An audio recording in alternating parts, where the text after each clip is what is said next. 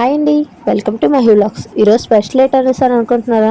ములక్కాడ బంగాళదుంప అండి. ఇదేంటి రొటీన్ కర్రీ అనేసి అని అనుకోకండి.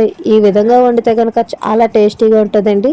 మరి రండి, దీన్ని ప్రిపేర్ చేసే విధానం చూసేద్దాం. దీనికి కావాల్సిన ఐటమ్స్ ముందుగా వచ్చి 3 ఉల్లిపాయలు, 2 టమాటాలు, 4 పచ్చిమిర్చి, 3 బంగాళదుంపలు, 2 ములక్కాడలు, అల్లం వెల్లుల్లి పేస్ట్, పసుపు, ఉప్పు, కారం, ఆయిల్, ఇంకో కరివేపాకు, చికెన్ మసాలా పౌడర్. ఉల్లిపాయల ముద్దను ఇలా చేసుకొని బంగాళదుంపలని సైజ్ కింద కట్ చేసుకొని ములక్కాడలు కూడా కట్ చేసుకొని బంగాళదుంపలో చికెన్ మసాలా పౌడర్ చల్లుకొని అట్లని బాగా కలిసే విధంగా కలుపుకొని ఈ డీప్ ఫ్రై చేసుకుందాం. కొంచెం పొయ్యి మీద పాన్ పెట్టుకొని అందులో సరిపడా ఆయిల్, అంటే డీప్ ఫ్రైకి సరిపడా ఆయిల్ వేసుకొని మనం ముందుగా చికెన్ మసాలా పౌడర్ కలిపి పెట్టుకున్న బంగాళదుంపలను అందులో వేసుకొని కాసేపు డీప్ ఫ్రై అవనివ్వాలి.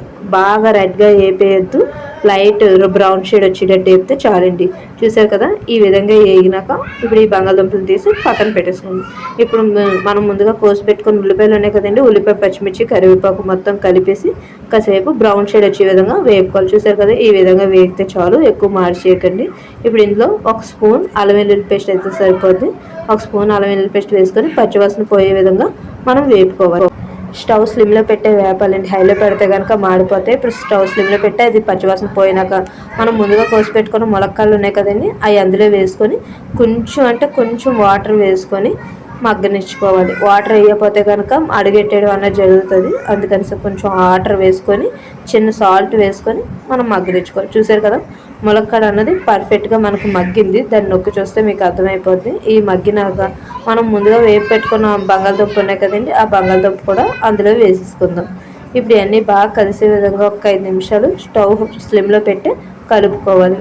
చూసారు కదా, ఈ విధంగా మొత్తం అన్నీ కలిసినాక మనం ముందుగా కోరి పెట్టుకున్న టమాటాలు ఉన్నాయి కదండి, ఆ టమాటా పేస్ట్ కూడా ఇందులో వేసుకొని దాన్ని కూడా కాసేపు మగ్గనిచ్చుకోవాలి. చూసారు, మనకు టమాటా కూడా పర్ఫెక్ట్గా మగ్గిపోయింది. ఇప్పుడు 1 స్పూన్ ఉప్పు, 1 స్పూన్ కారం, చిటికెడు పసుపు. ఉప్పు, పసుపు, కారం మీకు రుచికి తగినంత వేసుకోవచ్చు, కానీ ఈ కర్రీకి అయితే 1 స్పూన్ అయితే సరిపోద్దండి. ఇప్పుడు ఇవన్నీ వేసుకొని కొన్ని వాటర్ వేసుకొని బాగా కలుపుకోవాలి. కలుపుకొని ఒక 5 మినిట్స్ స్టవ్ స్లిమ్లో పెట్టుకొని అన్నీ దగ్గరికి అయ్యే విధంగా మగ్గనిచ్చుకోవాలి. చూసారు కదా, మన కర్రీ అయితే బాగా దగ్గరికి అయింది, పర్ఫెక్ట్గా కుక్ కూడా అయ్యింది. ఇది వేడివేడి అన్నంలో పెడితే కనుక చాలా బాగుంటుందండి.